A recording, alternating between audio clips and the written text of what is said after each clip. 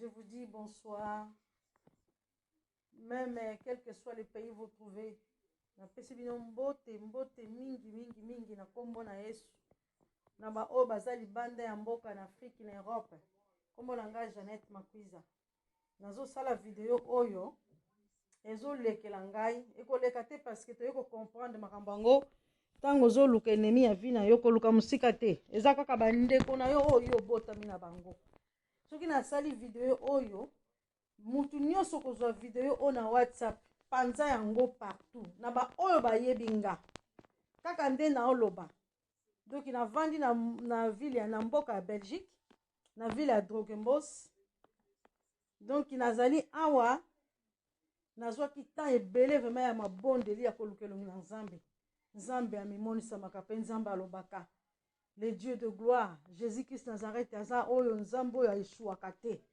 Oyo akufaki na ekulusu po biso tobika. Nzambe oyo asalelaka biso ya minene akokamo azo continuer kosalela biso makambo ya minene. Soki bomoni nasali video oyo nazosala yango parce que eza likambo moko ezolekela ngai kolekela ngai te mais nazoloba na sens que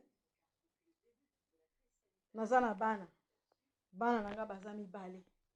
Eza na makambo bien aimé tant que soki oza africain oko comprendre na ba famille to wuti eza ba famille moko etondi na sorcellerie mingi oyo tobengi kindoki. Na niveau ya poto bato bako comprendre yango kaka bato peut-être oyo africain na oyo aza mosali na Nzambe ako comprendre. Na niveau oyo nazoloba ndeko na nga azaka na Suisse kombo na ye Sophia Langa Mimishi azalaka pe na Suisse baza na chaîne ya télé Chemin de l'Éternel oyo aza mwana ndeko na nga bayaki awa na Belgique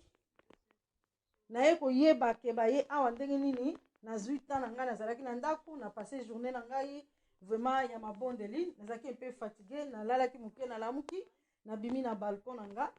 nazwa mwa mopepe nayoki Nzambe asali ngolu nayoki voix na ye nasali vraiment attention litoyi nayoki lisusu nabwaki lisu bango bamoni yanga ntango natali epa voisin na nga azalaki ya ngambu namoni bango nayoki mpe ntango baofinga nga nakipaki te me na mituni nga abi oh eske eza bango baye kosala nini soki bayaki awa pourkui bakosone epa na nga te me naye kocomprendre après heure moko susu na bimi na balcon nayoki susu voix na likolo donc na deuxième étage ntango nayoki voix na deuxième étage na comprendre ke eza bango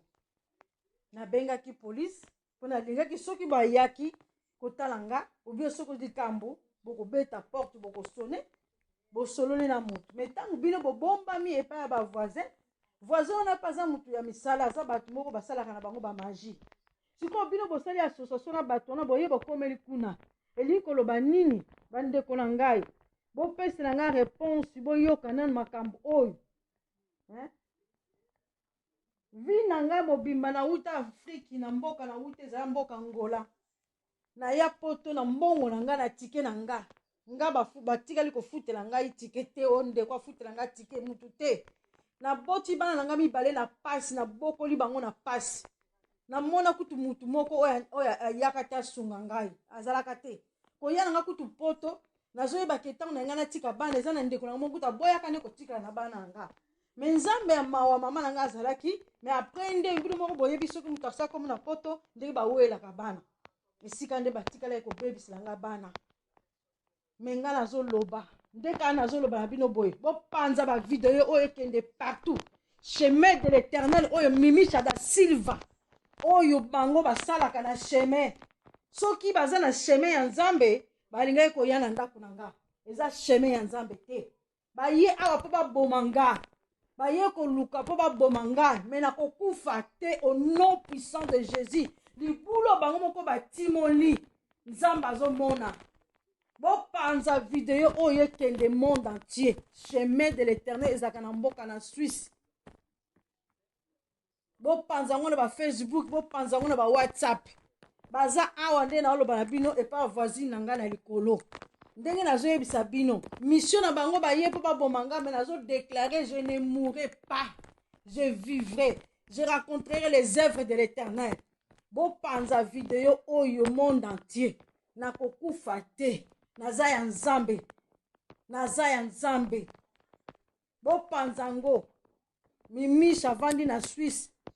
chemin de l'Éternel bayena mama na ye oyo aza ndeko na nga nde mama na ye nazolebisa bino nde baza awa baza na mboka na Belgique pa voisine na ngai okutu bayebi te association basali associé mpona nini mutu wana mpe aza mutu asalaka makambo ya mabe nga na indima Yesu nga na accepta Jésus Christ comme Seigneur sauveur personnel ya vie na nga alobo komi koyela ngai ya makambo nini naza nyongo na bino te je vous dois rien je fais l'alliance avec mon Dieu c'est Jésus Christ de Nazareth makila na Yesu yango ezokule na bavene na nga eza makila ya kindoki te eza makila ya magie te mais c'est le sang de Jésus Christ de Nazareth Yesu akufaki na ekulusu mpo te nga na bika ndenge kaka na oloba bien aimé mutu nyonso kozwa video oyo panza yango na ba WhatsApp nyonso tina ba Facebook botia yango Jeannette Makuize eza nga Facebook na nga kutu mpona sina kanga nakangaki yango mpona ntango nazokita ya kobondela komprenaki deja makambo ebele donc babanda deja banda kala koluka vi na nga baye kolanda nga susu ti awa nde na oloba baza na likolo pa voisine na nga bopanza video oyo bopanza yango ekende partout nga naza ya nzambe naza na problème na bango te bakomi kolanda nga likolo nini ngai naza kuna te bopanza video oyo kotambola monde entier Mimiche nasali video oyo nazotinda yango kaka ndenge ozoyoka ndenge na video ndenge na oloba Mimiche da Silva mwasi ya Silva oyo bavandi na mboka Suisse chaîne na bango chemin de l'Éternel baza awa na minute ndenge na oloba na immeuble onga la vandi na deuxième étage nzambe apambola mutu nyonso akozwa video oyo bokabola yango bopanza yango que Dieu vous bénisse.